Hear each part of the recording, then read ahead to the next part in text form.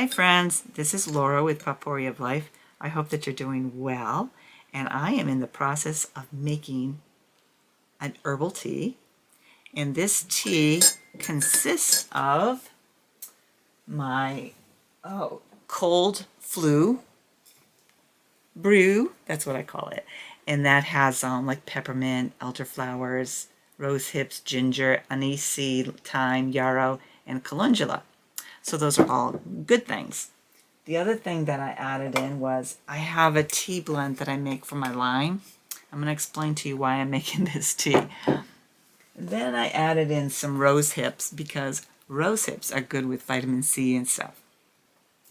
And I just added a bunch of honey. So my tea is just about ready. Let's see how good it is. It's perfect.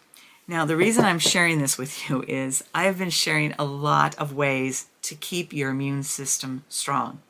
And I've also have shared that just because you do all these things to build your immune system, it does not mean that you won't get ill. And I'm evident of that. I rarely get the flu, but for some reason, God decided I needed the opportunity to get it. I'm not thrilled. But what I wanted to share with you is that no matter how hard we try, we have to be able to realize that we have to take care of ourselves. And what I have done, once it hit me like a rock. And, it was just, it was like I ended up sleeping for 36 hours straight. Yes, I got up, I would drink water, go to the bathroom, go back to bed. And you just didn't want to be around me. And I wasn't grumpy. It was just that I was tired.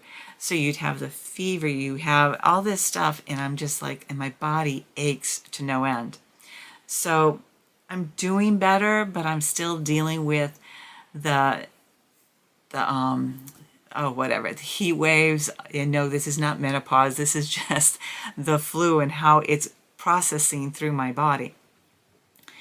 So what I did was I made this tea because I know that all these herbs are going to benefit me. What have I done up to this point? Once I got over that first 36 hours, I still wanted to sleep. And I did. I did a lot of sleeping because after the first 36 hours, I kept sleeping. I would get up, I would be around, I would walk around for maybe half an hour just to move my body. And that's something that's really important for us to realize, that when you're sick, whether it's because of a viral load or whether it's an illness or whatnot, you have to keep your body moving. Now, that first 36 hours, I could not move. I was lucky to make it to the bathroom because I was so much in pain and fatigued. So I would get up and I would go back to bed for 2 hours. And my husband was getting really worried because all I did was sleep. Today, this all started around Tuesday afternoon, and then here it is Saturday, so Tuesday, Wednesday, Thursday, Friday, Saturday. So we're into 4.5 days now, and I am still dealing with some of the symptoms, and they're not comfortable. And, every time I try to eat, that's another thing, is you want to make sure you're feeding yourself, and I have no appetite. So what I did was I realized after the first 36 hours, I'm kind of like, whoa, wait a minute, I'm missing the salt that our bodies need, because we sweat everything out when we're dealing with an illness like this. So you need to make sure you're rehydrating your body, not just with water. Yes, hydrate with water as much as possible. But so I asked my husband, I said, you want some chicken noodle soup? And I do not like chicken noodle soup. But I wasn't in the mood to make my own batch. We always keep a can or two from the store shelves on hand so that if somebody's ill. But I don't eat the pasta or the beef or the chicken that's in it. So my husband came home, he made the chicken noodle soup, and I just had some broth. I could taste it, but I didn't enjoy it because, first of all, I like my own chicken broth. So that was my first meal, and it was like half a cup. And that was one day. The rest, it's just been tea or it's been water and just kind of like sleeping. So I would do that next 36 hours, I would sleep again for 2 hours, be up a half an hour, sleep again. And it's been really tough. And I had to do some communication this week, which was very fatiguing. Now, I know that most people understand all the symptoms of the flu, and everybody has different symptoms. You know, what do I have? I have the fatigue, I have the muscle aches, I'm getting spasms in my back, and I contribute that partially due to the fact that I've been laying around for so much. But every night what I did is I would pour a hot bath, because I know, like with my Lyme symptoms, that's the best part about helping with the muscle cramps and the spasms and everything. But it's not gone, it just helps. The other part about me getting the flu, if I get a viral load like this, all my Lyme symptoms start to flare too. So it's very confusing and very overwhelming. But once I got over the first 36 hours, I realized, okay, I need to get some salt into my body, and that's why I had the chicken broth. And then it was like, okay, I didn't like it, and I had no energy to go downstairs and get a quart jar of chicken broth to make myself a bowl of broth soup. And I went down today to do a load of wash, and I'm like, I could barely make it upstairs. And I am not a weak person, but this whole thing is knocking me for a loop. So what I'm trying to say is, if you get the virus, no matter how hard you try to prevent it, make sure you get up and move once you're able. No, don't go running a race or going outside and walking a mile. Just casually get yourself out of bed and move. That's the first thing. If you're in the hospital with any illness, the first thing that they want you to do is to get up and move. And that was one thing that I used to try to share with my patients. It's like, you need to get up. And they said, no. I said, if you don't move, you can't get well. And you know, it was kind of hard, because it's like you're sick, and some people in the hospital feel like, you know, you're supposed to take care of them. And that is the job of the staff at the hospital, the nurses and the assistants and so forth. That's what our jobs are, is to help you get better. But we can't make you better if you're not willing to move. Sorry, that's just the way it is. So knowing all this stuff, here I am not feeling great. And once I got my wherewithal back, I realized, Lord, get up, just move back and forth, walk, do something for 15, 20 minutes. And it was like 10 minutes here until I moved up to 20 minutes, and then a half an hour. And it's really important. And so what I'm drinking here is this tea. I don't know if my brain isn't back either. I'm using a cold flu blend. I'm using my Lyme blend, my Lyme disease blend. I'm using some rose hips for the vitamin C, and I got a big hunk of honey in my tea. Why? Because I need all these nutrients from the herbs and from nature. Excuse me. And that's another thing when you have the flu, you get very dry. So, and I haven't done much talking. My husband said, what can I do for you? Nothing.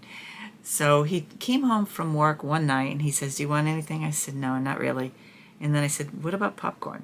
Now, I love popcorn. I really do. So he made us our big bowls of popcorn. I didn't even finish half a bowl. He goes, what's wrong with you? I said, I got the flu, hon. But I just wasn't hungry. Even today, I haven't had much to eat. But the other part of when we're not feeling well, you kind of have to make sure that you're feeding your body some sort of nutrient. Now, this morning I had him make it. David doesn't cook like I do. So, and he knows this. He's in the other room. He's probably smiling ear to ear, but he's not the best cook, okay? So I shared before how eggs are very good for us to fight immune issues. So I said, okay, why don't we go get a sweet potato, and then we'll fry that up and we'll make a scrambled egg. Now he did a great job cooking the scrambled egg. He cooked it all the way through because I can't have any raw part of the egg. And so he has a hard time because I cook on a cast iron skillet. And he says, I hate this. Because he just doesn't cook as much as I do. He can cook, okay? but he just doesn't. And he wants to make sure, since I'm sick, that I feel better. I couldn't even eat that. This time I only had one egg. I didn't finish that. I had half of it. And maybe 4 or 5 cuts, like what we do with our sweet potatoes is I cut them up into bite-sized pieces and I fry them up in butter and stuff. I couldn't handle it. So I'm not hungry. What I do is just that when I do get hungry, I'm just kind of like, okay, what do we have? I can't have the carbs because of the the gluten and stuff like that. So I'm staying away from crackers, which most people would want to have, like in maybe a soup. But I thought, well, maybe I'll have some more broth. I just don't have the desire for it. And I know that this seems like, oh, Laura, this is dangerous. No, it's not dangerous as long as you are aware of what your body is doing, and as long as you take the steps necessary to make yourself well. So drinking a cup of tea is the best that I can do right now. One thing that he does do really well, finally I asked him, could you make some Jell-O? I don't know about you.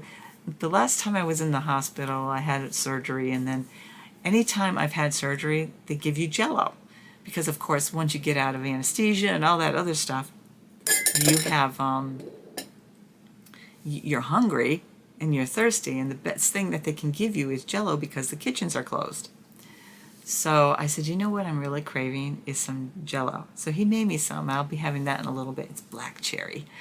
And what's really strange, and I was telling him, I said, this is really weird because I'm not big on sugars. But when I'm not feeling well, Jell-O is actually something that is helpful. And think about it, this tea has honey, and it's a natural form of sugar. In the Jell-O packets, I can't say it's the best sugar, but when you're not feeling well and you need something, it's really important to at least take some sort of food in. And it's about 6:30 now, and I know that, over the next few hours, I'm going to be back in bed, and I'm going to be resting. So what other things can you do when you're under the weather?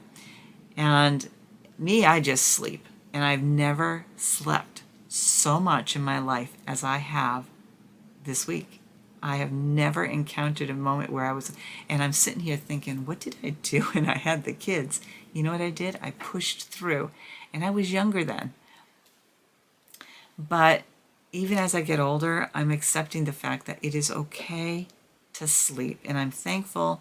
I love my kids, I love my grandkids, but I'm thankful I don't have to watch them because honestly, my body is very, very weak. And that's when the Lyme flares can start too, is when you get hit by any type of viral load. Any illness that you have, those flares can be exacerbated. And that's why they say that if you have certain situations, illnesses or diseases that you contend with, make sure you get a vaccine. I can't get the vaccine, and I'm not promoting it. What I'm saying is because they want you to be well, they will recommend that. But because I can't get it, that's why I do all the honey-infused garlics and all the other stuff that I do. So I really don't know where I'm going here. I just wanted to come on today to share that as tired as we get when we're sick, work it through, just do the best you can, and don't feel ashamed that you got sick. I have no idea where I got this virus. I am really good about staying out of public areas, most especially between October and April. But, I still go out there. And, I was talking to a scheduler the other day, and I was telling her, I said, the only thing that I don't like, and this is something I'm going to say, and I might offend some of you. If you're sick, stay home. Nobody wants to be ill, neither do you. But if you're sick and you have a fever, if you're sick and you're spreading stuff, you really should be thinking about not just yourself, but those around you. So did I get it from somebody when we went to the store? I have no idea. Did I get it when my husband and I went to the car dealers? Maybe. We were there for quite a while. Or could it be that my husband brought it home from work? It doesn't matter. What matters is that I made sure that I didn't go anywhere. And that's what everybody should be doing, because, so often people are out there, they're coughing, they're sick. And, I'm not a big enforcer of masks, but if you need to go out and you're spewing all your viral load around, I think that's when it's really kind to think of others. And if you're healthy and you're not worried about it, I'm not going to shame you. But if you're sick, stay home, because that's the best thing. Sleep. And honestly, I have no idea when I'm going to stop sleeping. And I feel so lazy and my body is getting weak. And that's why I'm kind of like, all right, I need some eggs. I did a video on that recently on how the eggs are very beneficial in building your immune system. So I'm making sure that I'm doing that. And, having fruit in the house, I don't eat a whole piece of fruit because it's not that I can't taste it, it's just that it's not appetizing for me. So when you're sick, don't feel bad that you're doing all these wonderful things to prevent, or in your best efforts, prevent an illness. Those are great things. You know why? Because it makes you stronger. Sure, it's taken me quite a while to get over this, but there's other dynamics in my life in terms of the Lyme disease and a few things like that that can make it worse for me. Am I complaining? No, because by me sharing a little bit of what happens, whether it's Lyme, diabetes, whatever it is that you have for an illness that you have to maintain and monitor, even heart disease, I could list them all. It is important for you to take care of you. And the other thing would be handy to have on hand, although I didn't find it very flavorful. I always have a bottle of ginger ale on hand. Yuck. I did not like it at all. And I'm like, oh my gosh, everything that used to work for me when I was younger, I can't stand it. I can't stand the ginger ale. The teas I'm doing great on. I didn't use teas when I was younger. The honey, I can handle that. I can use the garlic infused honey. And I'm using other things, but like chicken noodle soup, I can't stand it. I find it kind of comical, but I think what it is as I've changed my lifestyle to eating more healthy foods and less sugar, less this, less that, I'm finding that that's the reason why processed foods don't work for me. Plus, years ago, when they were making these processed foods, things have changed. And I can, in one case, it's like M&Ms. I used to love peanut M&Ms. I can't stand them anymore. Not right now. I haven't had any, because the chocolate is so different. There's too much sugar in it. So I don't get to enjoy it. I have to have the dark Belgian chocolate, and that's really good, and I can handle it. It's not too sweet. It's not full of sugars and stuff like that. So I enjoy that. So I think as you adapt to having a more healthy lifestyle, when you get sick, you might not be able to use the things you used to use years back. And the good thing about that, though, is that as we're getting better, we might find that we're not going to be so in tune to overconsume the type of products that these other processed foods cause us to crave. And I think that's really important. The healthier you are, when you do get ill, you're going to want the foods that are healthy for you, and you're going to get better. And when you're all well again, and I'm expecting to be well soon, I'm not going to be craving the junk food or any of that, because it's not part of my healing method. And maybe I'm rambling here, but I wanted to make the point out that do all you can to stay healthy. And if you get ill, do what you can to stay safe. Keep yourself from spreading that virus to anybody else in the family, or to coworkers, or to places that you go. Now, my husband's not sick, so he gets to go to the store and get whatever we need. Oh, that was one thing I had. I had a hankering for some sherbet because of your throat and stuff. That tasted good.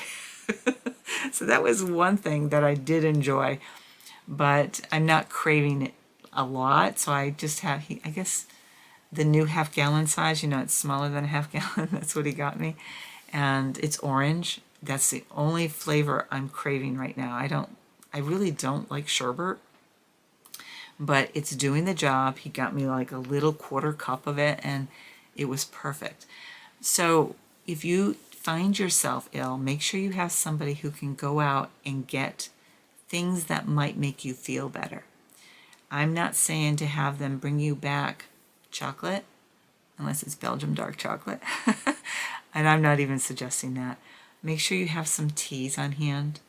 Make sure you have Jell-O if you like it. I only like it when I'm sick. Some sherbet if you like it. I would not recommend ice cream because it's actually not good for you in terms of how it can build up inside you. But hey, you do you. Choose your teas. And like I said, I think I'm being a little repetitive because my head is foggy. But I'm going to be better. And I just wanted to come on because it's been a few days, and I told my husband, I said, I haven't been on. And I didn't want people to worry. I don't think anybody's worried. My channel has a low following, so I'm not worried about that. But I just feel it's really important that we as consumers not only take care of us, but take care of others. And the one key thing I want to share with you is if you have an appointment with your physicians, don't start taking Tylenol or anything else to bring your fever down, because you're still going to spread that virus. And sometimes it can be inconvenient because you might not get an appointment for a while. But honestly, I find it to be uncaring to go to an appointment by hiding your illness with whatever medicine that you can, so that you pretend. Now, do I think healthcare providers pretend? Yeah. But, I can't judge them. But I do know that it's very important for you to call, let them know what's going on, reschedule your appointment, and don't let them talk you into saying, oh, you're going to be okay, because you don't know how long. And my fever is still with me. I have a low-grade fever now. So the best thing to do is to wait at least 2 full days. I'm not kidding. 2 full days before you go out in public where you don't have a fever, where you're not using medication to not have a fever. Just stay home. One of the things I've been doing when I'm awake, I've been watching Beverly Hillbillies. I can't even say Beverly Hillbillies. And I love Granny. And watching comedy, because laughter is healing. And for those that are in your home, make sure they know you love them.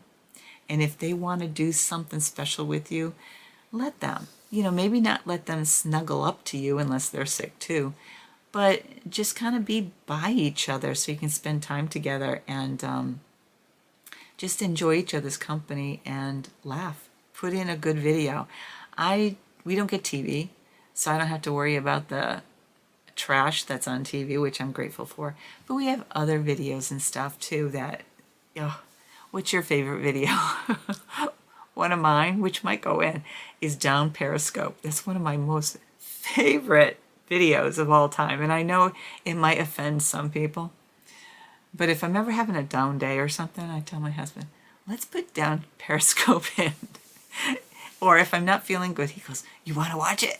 And it does, because you sit there and you laugh, and there's parts that I'm thinking through that can make me start laughing even before.